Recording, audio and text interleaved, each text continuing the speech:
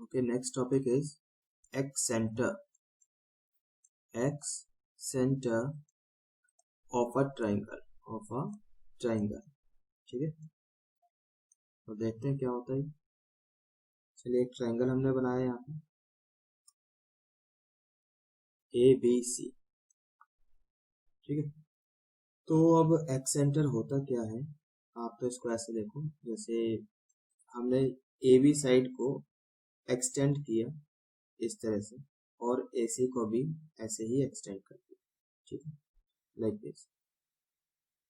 तो ये this is what external angle of angle B, this is what external angle of angle C, ठीक है।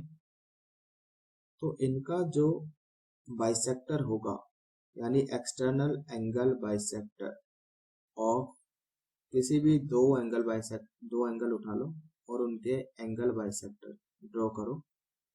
ये जहां कट करेंगे, लेट्स से इसने यहाँ पे कट किया, एंगल A के अपोजिट अगर आप निकाल रहे हो तो इसके सेंटर को हम बोलेंगे I1, ठीक है।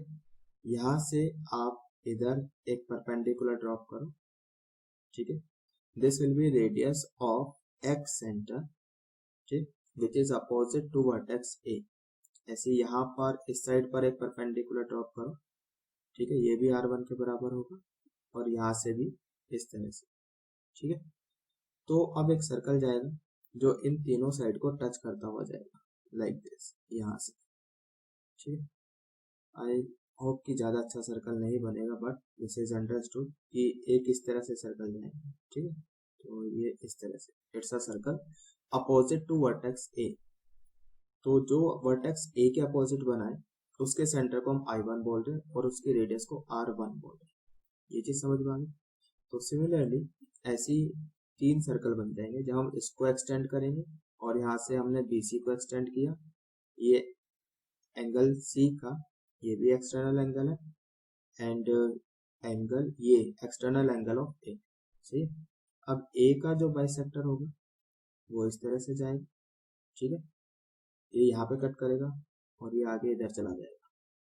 सो जो एंगल बी के अपोजिट जो एक्स सेंटर बनेगा उसके सेंटर को I2 बोलेंगे, ठीक है। फिर यहाँ से परपेंडिकुलर ड्रॉप किया, this will be radius of x centre opposite to vertex, ठीक है। ऐसे यहाँ पे भी आप परपेंडिकुलर ड्रॉप करोगे और इस वाली साइड पे भी परपेंडिकुलर ड्रॉप करेंगे, ये सब रेडियस R2 के बराबर हो। तो यहाँ से भी एक सर्कल जाएगा इनको टच करता हुआ, लाइक दिस, ठीक है। आई होप कि समझ में आ रहा है। तो ये इस तरह से सर्कल बन जाए, ठीक है। सिमिलरली यहाँ पर भी इसको भी आप एक्सटेंड कर लो और इधर भी एक्सटेंड कर लो, ठीक है। तो ये एंगल A का बाइसेक्टर है, एक्सटर्नल एंगल बाइसेक्टर, ये एंगल B का एक्सटर्नल एंगल बाइसेक्टर है और यहाँ पर इंटरसेक्ट कर रहा है, this is opposite to vertex C, ठीक है। तो अपोजिट टू वर्टेक्स C के जो ट्रायंगल आपका सर्कल बनेगा उसके सेंटर को I3 बोलेंगे। फिर यहाँ से परपेंडिकुलर ड्रॉप करेंगे तो इसकी जो रेडियस होगी उसको हम R3 बोलेंगे। सिमिलरली यहाँ से भी you can draw perpendicular, this is also R3, यहाँ से भी परपेंडिकुलर ड्रॉप कर लो, दिस इज ऑल्सो R3। तो यहाँ से भी एक सर्कल जाएगा टच करता हुआ जो तीनों साइड को टच करेगा, ठीक है। तो वो ऐसे सर्कल जाएगा, ठीक है।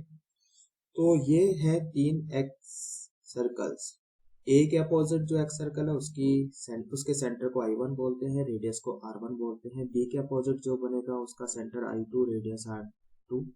C के अपोजिट जो बनेगा उसका सेंटर I3 और उसकी रेडियस R3, ठीक है। ये चीज समझ में आ गई, फाइन। तो यहाँ पर this is I1, I2, I3, ठीक है। ये सब क्या है, this is x centre, x circle, ये भी एक्स सर्कल और ये भी एक्स सर्कल, ठीक है।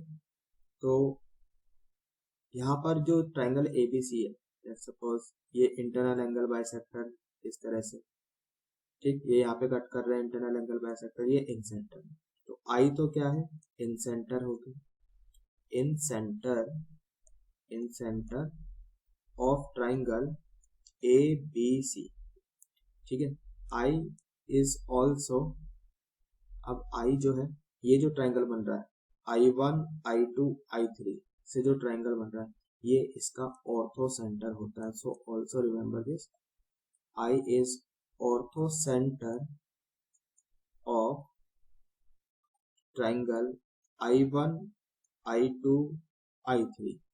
सही, यानी एक्सेंटर्स को ज्वाइन करके जो ट्रायंगल बन रहा है आई, उसका क्या है, ऑर्थो सेंटर. ठीक है, तो मेमोराइज, इसको याद कर लिया. ठीक है. अच्छा, अगर मैं आपसे पूछूं नाउ कितने पॉइंट्स हैं, how many points equidistant from 3 non-collinear lines.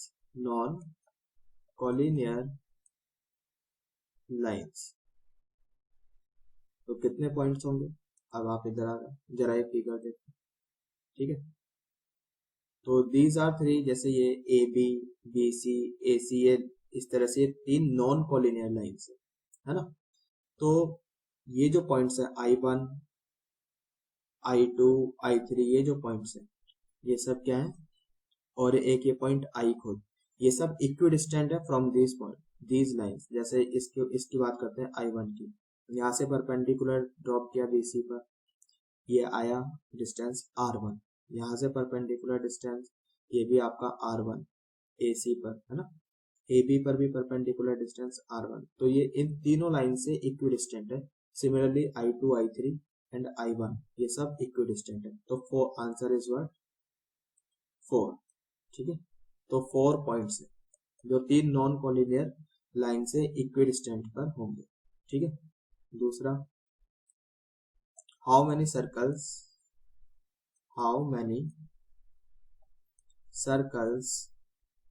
Touching 3 non collinear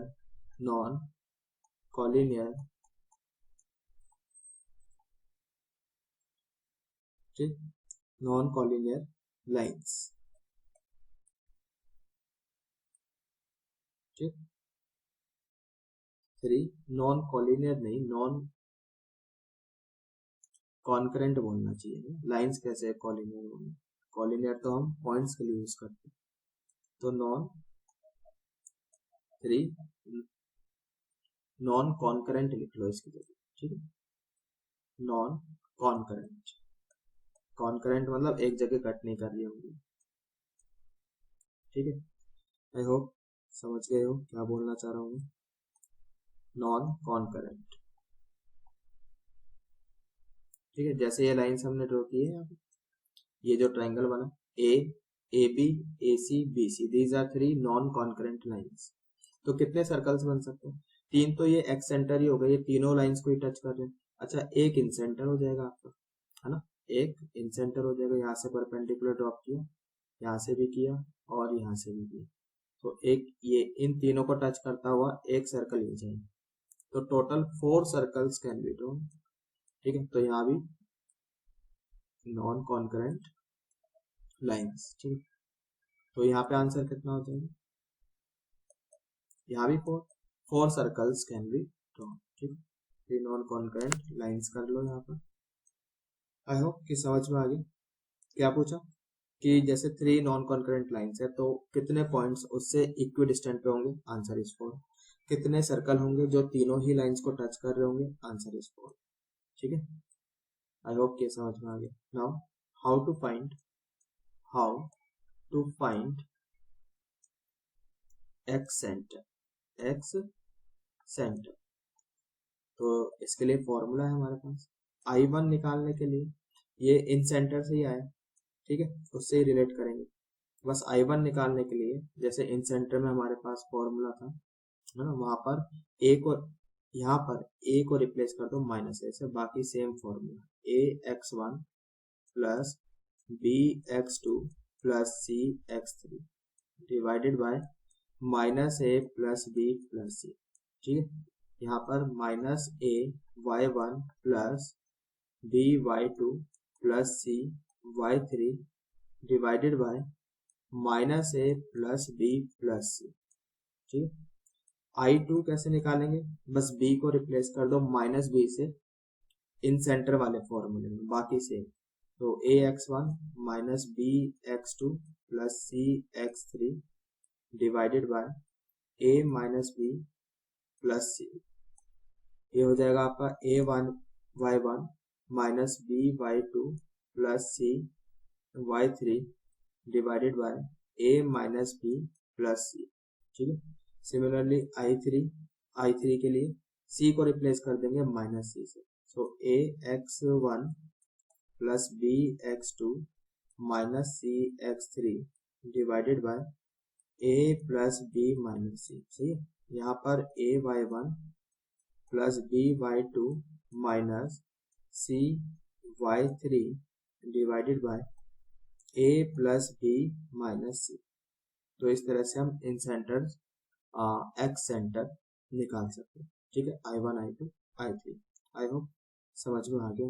यहाँ पर मतलब x1 x इस तरह से होगा ना, ट्राइंगल के वर्टाइसेस आपको गिवन होंगे, है ना, ए बी सी, ये वर्टाइसेस आपको गिवन है, A B C, these are side length, ये आप निकाल सकते हैं।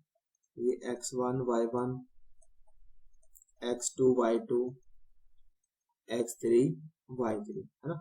तो ये a हो जाएगा, एंगल a के अपोजिट साइड, तो BC में डिस्टेंस फॉर्मूला लगा के ये आप निकाल लोगे। B के अपोजिट साइड स्मॉल b से रिप्रेजेंट करते हैं, ये भी आप a और c के बीच में डिस्टेंस फॉर्मूला लगाकर निकाल सकते हो, और आप ऐसे ही a और b के बीच में डिस्टेंस फॉर्मूला लगाकर निकाल सकते हो स्मॉल से। Then you can put in this formulas.